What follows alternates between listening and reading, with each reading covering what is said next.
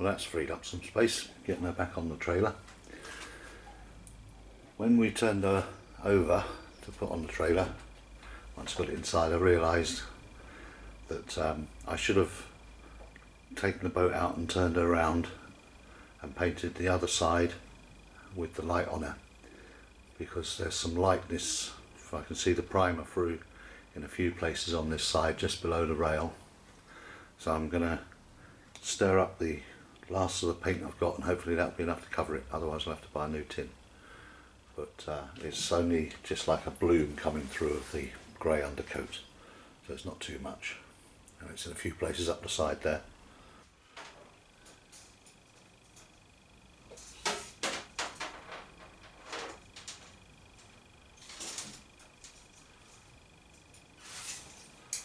Hi everybody, Ed here from Skidmore's Second-Hand Tyres. Welcome to part 28 of the boat restoration. They're all turned over again now and mounted on the trailer.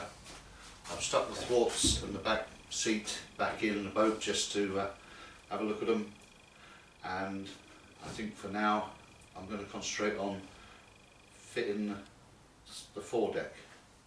Not sure how far I'm going to go through with it this time, because I think there's a little bit of woodworking to do that may take some time, but I'll work on it, and whatever else comes along, then you'll see the progress.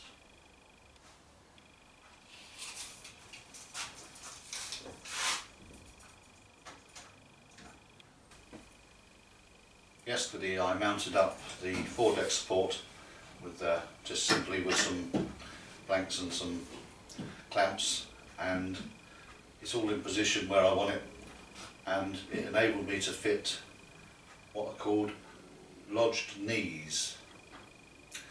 They are, well, I'll show you. There's two of them at the front, which are going to support the foredeck support, and there's two down there at the stern across the transom, and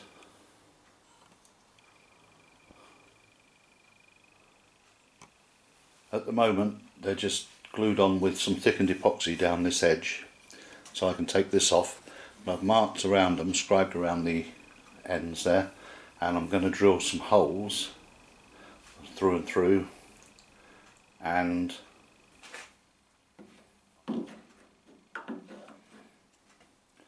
screw onto the face two cleats, one each side, and I've got another two for down the far end.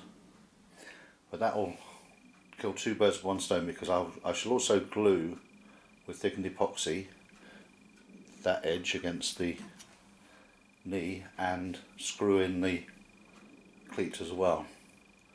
And likewise I shall screw through in a couple of places through into the top rails, which will hold it all really solid. The foredeck will be glued on as well, but we'll come to that in a bit. So for now I'm just going to fit these temporarily just with the screws, so that I can carry on working on what I need to do to fit the king plank, which runs underneath that centre line string. I've also mounted that block, which I'm going to cut a tenon in probably to sit the king plank on, which will help with lateral stability with that as well. So it'll all be tied in good and strong when it's all together. Well, there's the cleats on, and the plank known as the king plank, which runs from the foredeck support down to the bow in place. And I've left it all proud, because when I put the foredeck cover on, that bit of 6mm ply is going to be curved, the radius, so I'm going to check the radius by putting the plywood on, and then try and match it on that piece of 4x2. It's a bit of pine, so it's quite light. It's quarter sawn and it's running vertically, so it's nice and strong, and it runs to a simple mortise and tenon at the front there. That's enough to keep it all in place. And of course, when everything's all fixed down, it'll all be glued together with filled epoxy, thickened epoxy, and maybe a couple of ribs running off across to the rails. I've got the foredeck loosely clamped on. I can't clamp it all the way on. There's a gap at the top here because at the point because of the block of wood I've put in. But putting a straight edge on along the centre line, there isn't any curve in this direction, so all I've got to do is plane the curve on that direction on the king plank, and that should sit nicely down on it. It's not in there at the moment, obviously, because it'll make this end even higher, but I think for now all I need to do is plane down a radius on the top but keep it flat in that direction. I planed down to the line which I drew that's level with the woodwork at each end. I planed the chamfer on each side, and then I've got the block plane now, and I'm going to match in the curve at the front end and at the back end, and then it's a case of running a straight edge up and putting the camber in all the way up. All the time there's a high spot, there's places to plane down to bring this into a dead flat and radiused or cambered block of wood. So it's just quite simple really. Everywhere the plane's resting on the front end, just planing it across to get that camber into the front end. Then I should do the same at the back end and then join up and take away all the high spots in between. And that will bring it down to a radius that's probably a compound radius because of the difference in the radius at the front and the back end, but it should then take the foredeck and be a nice contact surface all the way up and down. That's the idea anyway.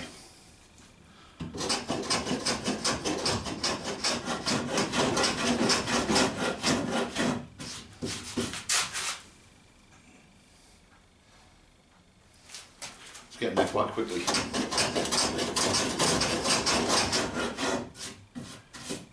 And once I've done this once and put it back in with the straight edge, just check it, and if there's any adjustment needs doing, then you can do it.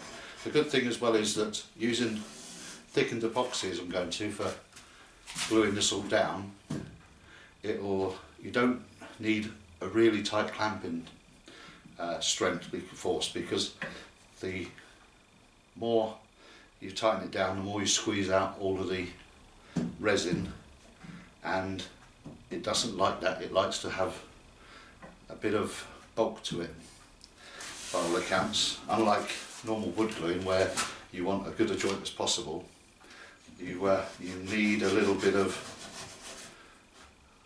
gap, and the thickened epoxy does fill gaps anyway, so it's a sort of like a win-win situation.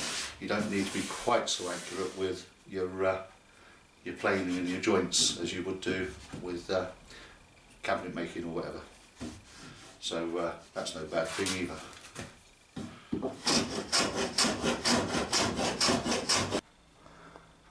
We're going on to shaky cam for a minute. Now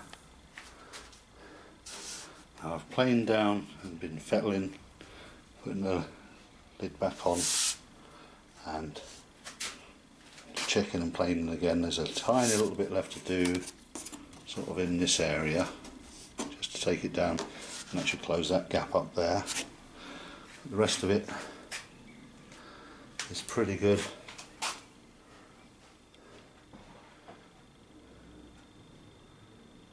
And we'll see the other side now. Just with barely no clamping all the way along there. So just a little tiny bit to take off at the nose to even that up. It is a bit of a, where are we? It's a little bit splintery on the top here, but that'll sand down, and once it's, I'm not entirely sure how I'm going to finish it yet, varnish or paint. That should cover all that up. I wonder whether it should be green paint. I've decided, before I go any further with the foredeck, that I would make a template up of the gap, which I'm in two minds as to whether I'm going to put doors on or not. But seeing as how things are fixed in such a way at the moment where I've got easy access, if I make up a template now, then I can choose later to actually close in the opening with doors and side frames. And this is the easiest time to do it. So I've gone to plan B, which is a more traditional route, and actually use a spiling stick. And you see it's got a V-notch and a point, and you line it up so the point is touching what you want to mark off, and then you draw the line in on to the wood and number it, and each one of those can only correspond to one position of the stick. I've got, I think, 15 points of reference, and when I lay this down flat and mark across with the spiling stick onto the wood I want to mark out to cut to fit, there's only one place it can ever go on each of those points, because you place it so it is in line with the pencil mark. So I've done it on this side. Now I'm going to do the same to the other side, and then I'm going to mark off onto the wood and cut it out, and then there's still some final fitting to do because I've got to chamfer it, because obviously as we're heading towards the front of the boat the taper is quite heavy because it's turning in to the prow, and this should make a nice accurate transference onto the piece of wood that I'm going to fit, and I should just plane and chamfer it to fit.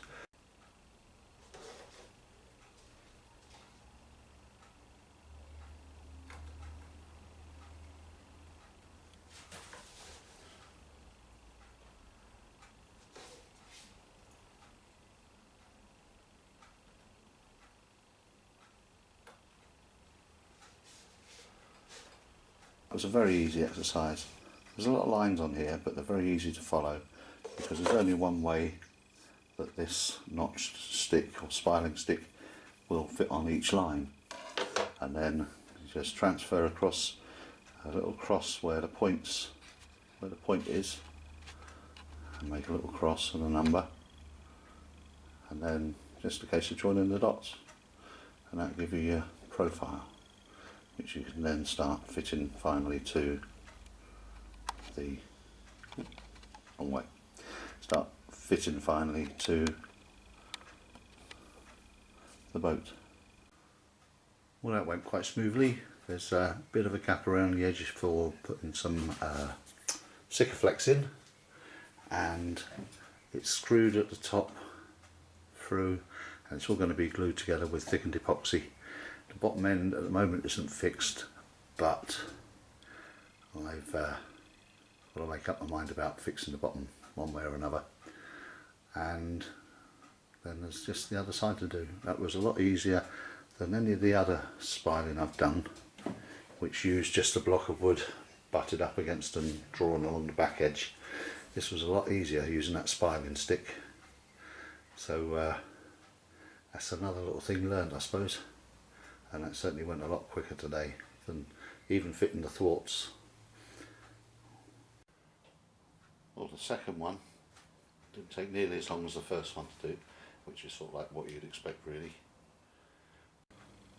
Well, I've cut out and fitted the shut lines, or whatever you'd call them, the jambs I suppose, for the top and the bottom of the hatch opening, and I'm debating about which is the best way of gluing everything together, because it's still got to come out and go back in a couple of times possibly. So I'm thinking if I glue onto just the end onto the inside panel, and likewise down the bottom across it. Then that can still come apart because it won't be glued to the top rail, and there's a support under there for the end of the king plank. But I can still get everything out and in as I need to, and then I'm going to put in a riser on each side as well, so the internal opening will be slightly smaller than the external one, but that will mean that the doors will shut securely and hopefully prevent too much water ingress if it rains hard or something else happens. Whilst the epoxy's going off on this end, I thought I'd turn my attention to the rear seat and how to fix that down. And my intention was to cut out a couple of rectangular holes which I can get a piece of wood in with filler on and the square of fiberglass that's already there that I cut out, and then pull them up until they're cured so that I can fix the screws through to hold the seat on. It only needs two, one on each side, because it's held in underneath the transom. And I couldn't have done this better if I had had x-ray vision, because either side of this hole runs a batten of wood right across, so there's one going through there and one going through there. I didn't really think or wonder as to whether this was sort of how this was stiffened up to take the weight of an adult, but there's some bits of possibly 3x1 run through, and I'm assuming there's another one runs through at the back as well. So that plan's sort of a bit thwarted. When I drilled the first hole in, there was a huge escaping of air, because obviously what air's in there, this is a buoyancy tank, and the air's warmed up because it's quite warm in here, and it all hissed out. But this wood is quite damp. It's not necessarily rotten, maybe, certainly it's not, it's sort of like it just feels wet, obviously with condensation. And before or after I took up all the stuff out of here, I sealed up all the holes, so whilst it was standing in the garden there was obviously an ingress of water, which has meant that a lot of condensation's built up in there. So I'm going to leave this open for the time being. I've got to do something this week, it's going to take me a couple of 3 days, so I'll leave this open just to ventilate, and I'll then do what I want to do. And I think what I'm going to do is actually drop a bit of wood down, spin it round and pull it up, and then drill straight through it, through this wood, and then I can drop a bit in and fiberglass it into the hole so that I can fix where I want to fix, because I like it there. Oops, that's the best place to my mind to put the fixing. Or alternatively, I suppose I could fix it through the next slat along and just fill this hole in. Maybe that might be the solution. That might be a better solution actually. So we'll knock that project on the head for the time being. I can stick that back in, fiberglass it in, and toss some paint on it, and no one will be any the wiser. So maybe change the plan and we'll go for fixing on the next slat at both sides. That actually does feel like quite a good piece. It does feel quite good. It's a little bit possibly spongy, but The alternative is a major repair job, cutting out the top, replacing the timber and then reglassing it in, which might be a job for a future, but I'll see how this dries out over the next few days. Well, I've started to glue together the various parts of the aperture of the doorway into the foredeck, and I've come up with this as a possible way of supporting the foredeck, and that's some ribs, which is made from the offcut from the original plank that the rails came out of, and it seems to be sort of more or less perfect for the job.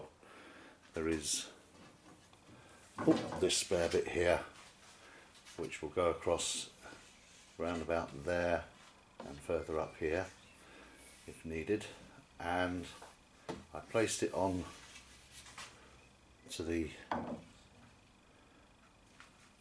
pieces of offcuts from the under foredeck, and it all flows well. It's touching at all points, so there won't be any problem with the radiuses, I don't believe, because it's a compound radius really, or it slopes down towards the front of the boat, and obviously it's cambered across.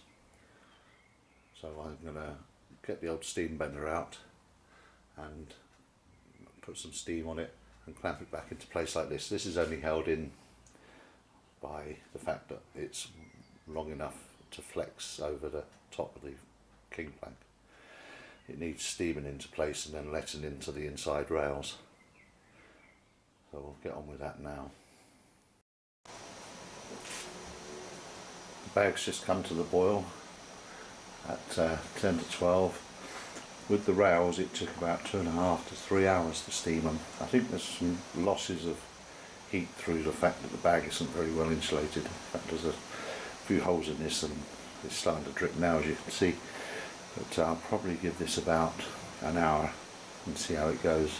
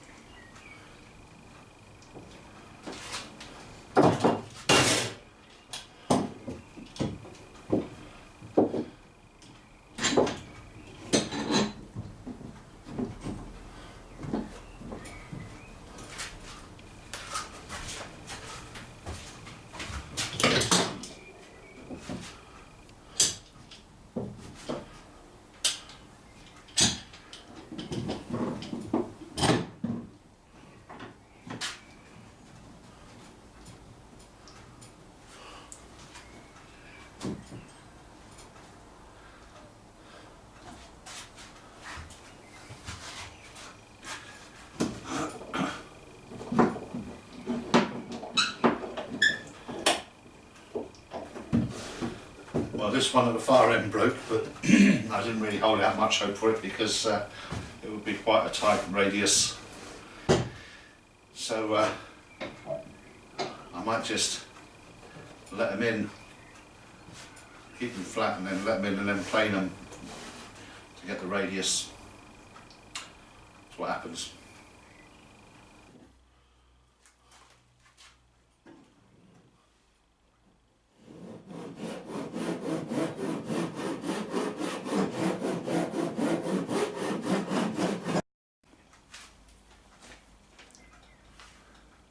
I've cut and routed out and chiselled out for the first of those braces that are going across underneath the foredeck cover, and I'm just starting to cut in for the next one.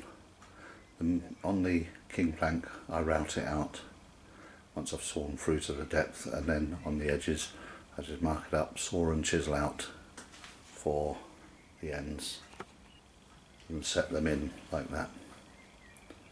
It's not difficult to do, it chisels easy, and then I can do some final adjustment once I get down to fitting the foredeck cover on.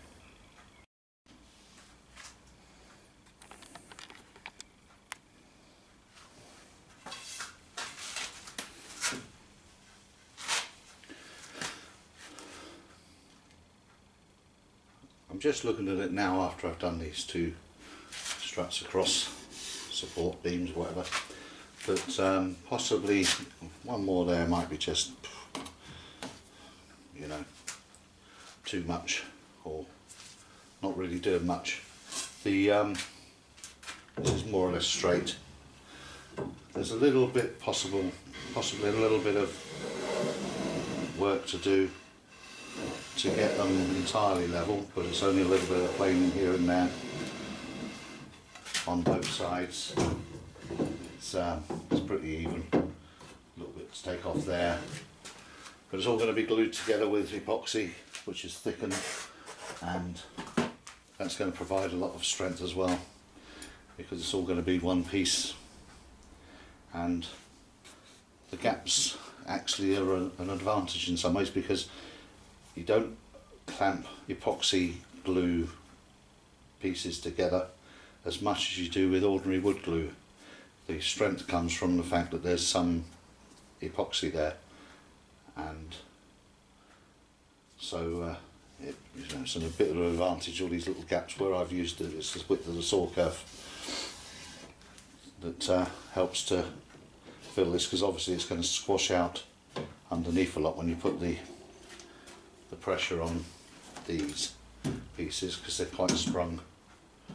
But there, the whole boat's moving, and you push on them, everything moves. With the work I did yesterday, making the ribs to go across to support the foredeck, I thought I'd just do a dry fit. I've trimmed down the plywood so it's just proud all the way around, because I don't want too much to take off once it's all glued in. And there's a little bit of planing to do at the very front, just to let that settle nicely flat, and then that'll all be ready to glue up. Before I do that though, I've got an idea to put some epoxy through the bottom of the keel, just to seal in those nuts and bolts that I put through from the underside. Originally there was some epoxy that had been flowed in there and left to go off, which I think did the same job. It all came out when I took the boat apart, and I think it's probably an indicator that it might be a good idea to do that again. I found some roofing fiberglass and epoxy system that Jewsons do, and that epoxy is probably what they used, because if you used the total boat or whatever it's called, it would run to be quite expensive. So I'm going to nip to Jewsons sometime and buy a bucket of this epoxy and the hardener to go with it, and fill the bottom of the keel on the inside. Before I seal up the hole I cut in the rear buoyancy tank and mount the seat, I thought I might just try and dry it out a little bit inside there, as the wood does feel quite damp. It is actually really, I suppose, a bit rotten, but the support from the new seat on the outside is going to mean that's not a problem really. I don't really want to start cutting and reglassing all of that at the moment. It might be a job for the future, but I thought I'd rig up this hairdryer and the cardboard tube just to blow some dry air into the chamber to help dry it out a little bit. So I'm going to do a little bit at a time, so I don't want everything to overheat, and see if I can't just get rid of some of that humidity that's in there.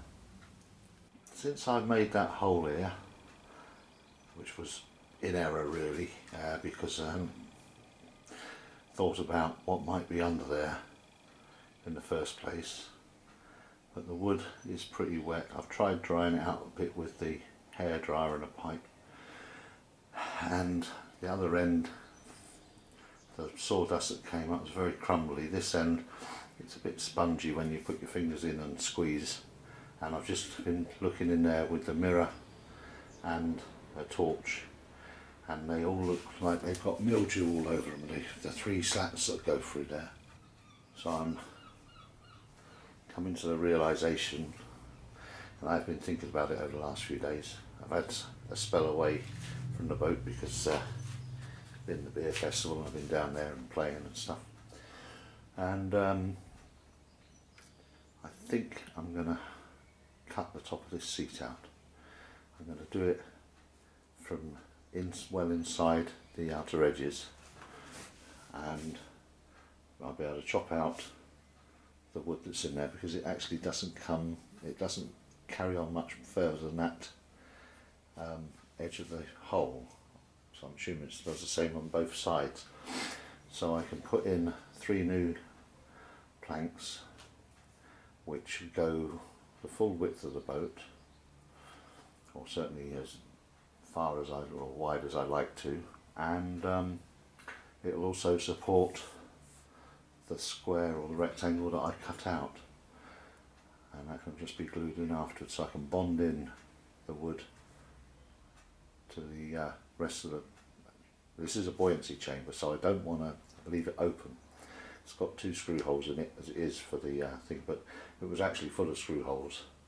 Whether that was to let air in and out, I don't know, but it certainly didn't work, because the wood's rotten inside and covered in mildew, and it's not from where I sealed up all the holes.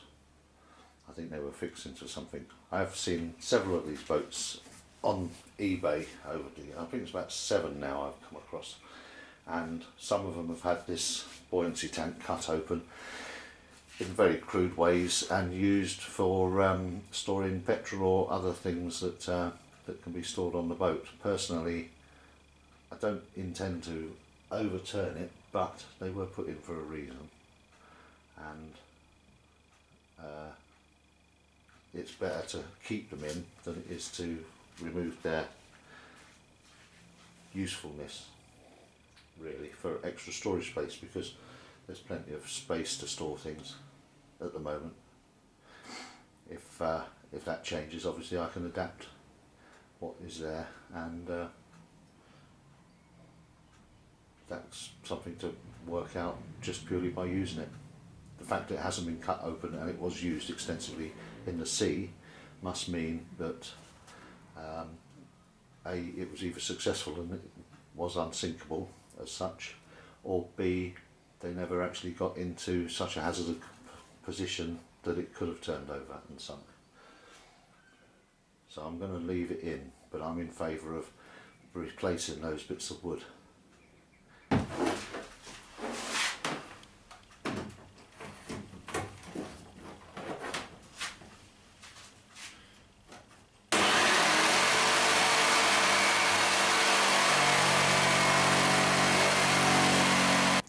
For better or worse, I've just cut it out, and they are pretty sodden, and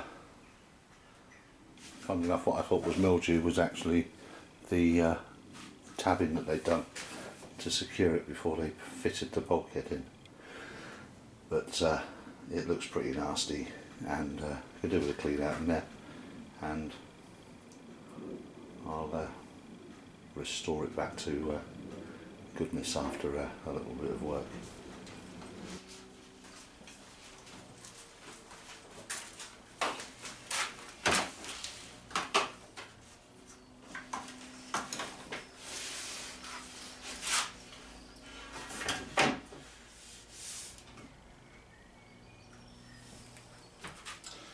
Well, I think I might just wrap this video up here, because it's a good place to end, because I'm starting to repair the back end of the boat there, and I can do all this in the next video and then move on to the foredeck as well. I'm pretty well satisfied with that. There's a couple of other things I've got to find out and play around with first, so I think I'll wrap it up there.